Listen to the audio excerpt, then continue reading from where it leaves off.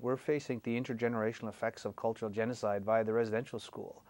And we all know that was a breakdown of the individual, that was a breakdown of the self, that was a breakdown of family, that was a breakdown of community. And so individuals, and a lot of them are men, coming out of that system don't know how to care, don't know how to love, don't know how to raise a family. You know, they were physically abused, they were sexually abused, they're not healthy people.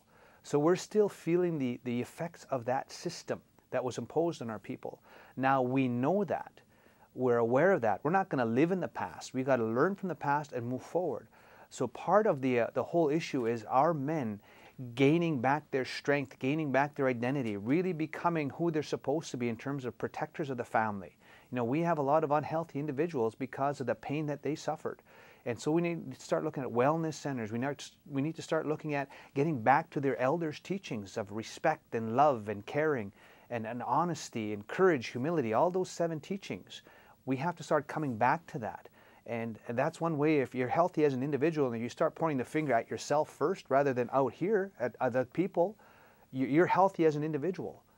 And then if you're healthy as an individual, you can start raising healthy families. So it really begins with looking at internally as individual people, but really start looking at wellness strategies, but coming back to our elders' teachings. That's part of the solution. National Chief, how did you enter that journey of wellness? Tell us about your path to health. Well, I was, again, just listen to the elders' teachings, the guidance, you know, the mental, emotional, spiritual, physical. All those have to be in balance. And for me, the message that I tell to our people, our young men and women is, you know, we really need 2 systems of education now as Indigenous peoples here in Canada now.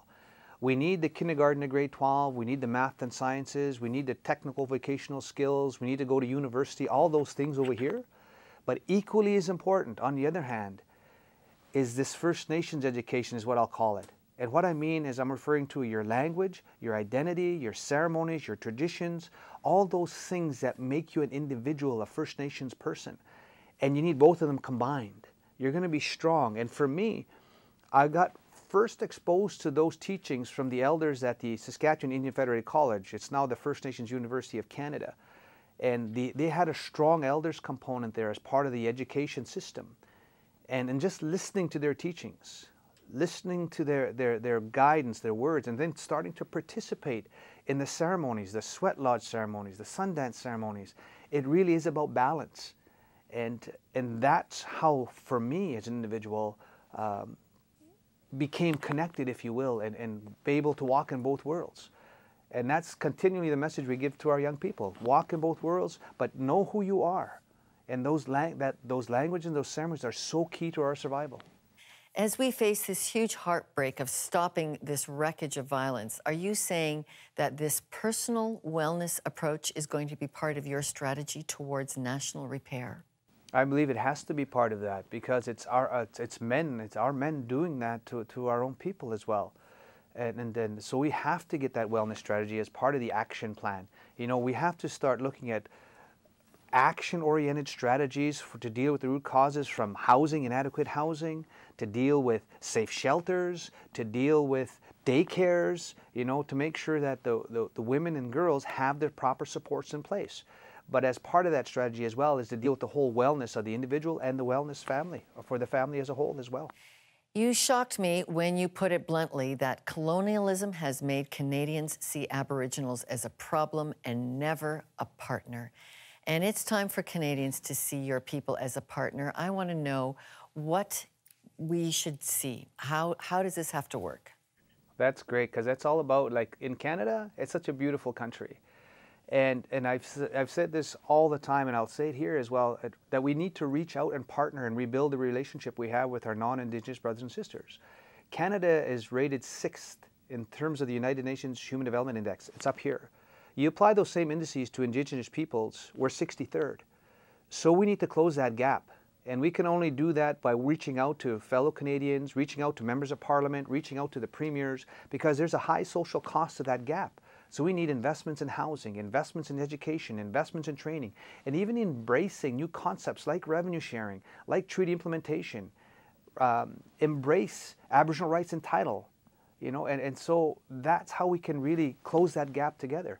Because can you imagine what this country will look like if everybody else moves from 6 to 4, 5, 3, and then we catch up, it would be a huge, huge, wonderful place. And nobody's going anywhere. So we've always talked about, we shared this land, we shared these resources. We weren't meant to be poor in our own homelands. The principles of peaceful coexistence and mutual respect between our peoples. It was not domination and not civilize, assimilate, and terminate the Indigenous peoples. It was peaceful coexistence and mutual respect. And I think if we put our minds and hearts together and we reach out and roll up our sleeves and get to those tables, proper policies and legislation can be put in place that respects inherent rights and treaty rights, and we can move forward together so our children and grandchildren can have a better future, better light at the end of that tunnel, Otinigan, in the future. What treaty land are you sitting on in Ottawa? Well, this is the Algonquin territory. The Algonquin, it's unceded territory, so this basically the Algonquin peoples here. So this is their traditional territory. So I'm Cree, I'm from Treaty 4 territory in Saskatchewan, but this is the Algonquin territory. So every time we gather, we acknowledge the traditional territory of the Indigenous nations that are here. So it's the Algonquin peoples. And so we acknowledge them and thank them for allowing us to gather and meet. And we always say in a respectful way, and that's part of getting our history into the school curriculums, you know, because Canada was not only founded on French and English, the two founding nations. That's what we're taught in school. But we have over 58 Indigenous nations in Canada that really opened up their arms and welcomed the people when they came across that big water. And we taught them how to live and survive on the land. And it was really about peaceful coexistence and respect. And that has changed now in 2015. You know, people view Indigenous peoples with that old stereotype that we're dumb, stupid, lazy, drunk on welfare. And that is so passé now. We see more and more of our young people getting educated. We see more and more of our young people walking in balance, getting healthy. And we're making great contributions to provinces and to the country. And that's what we've got to keep challenging, the racism that's there, the negative stereotypes, and break down those barriers. And it all begins by having a dialogue. Let's go to these difficult statistics of racism in the Maclean's article. An Aboriginal boy is more likely to end up in prison than to graduate from school? Exactly. You know, there's racism not only in Winnipeg, it is right across Canada. And there's systemic racism as well in the justice system. Why is it that there's a disproportionate number of First Nations people in that system? You know, in Saskatchewan, we're 15% of the population, but almost 70–80% of the jails are filled by First Nations people. You know, the statistic you just said, you know, it's the systemic. And so we've got to break down those barriers. And we've got to start creating dialogue between our peoples so that we no longer are viewed in a negative light, and that those stereotypes. You know, I've experienced racism. You know, you walk into a store and you're followed around because a First Nations person guy is going to steal something. You know, when police are behind me, I'm just waiting on edge for their lights to come on, you know, because they see a First Nations person driving the car and the light automatically going to get stopped. You see the issues in the healthcare system where the gentleman, Mr. Sinclair, died in waiting in the hospital. So there's so many things that have to be challenged, but it starts by breaking down the stereotypes, and it starts by creating a dialogue and a forum for that discussion to happen. We can't keep burying our heads in the sand about it. Maclean's magazine made the comparison to American statistics and made the point that our racism problem with First Nations in Canada is worse than that endured by African Americans in the United States. Do you agree? Again, it's right across Canada, and it is there, no question. And we've got to build partnerships, create the dialogue so that we start breaking down the racism that exists, both systemic racism and even when you hear racism on the street. It's got to be challenged, and it can be done in a respectful way. It can be done in a way that fosters acceptance of diversity. We don't all have to be the same. Like, we are Indigenous peoples, and we're not all Cree. We're Mohawk, we're Algonquin, we're Mi'kmaq, we're Blackfoot. We're Indigenous peoples. We have the inherent right to self-determination. And again, in our own homeland here, now called Canada, we weren't meant to be poor. We weren't meant to be downtrodden and viewed in a negative light in our own homelands. But National Chief, help us understand the root issues of racism and colonialism that continue the problem of poverty. It's the colonization and oppression. There's two things that really hurt Indigenous peoples in Canada.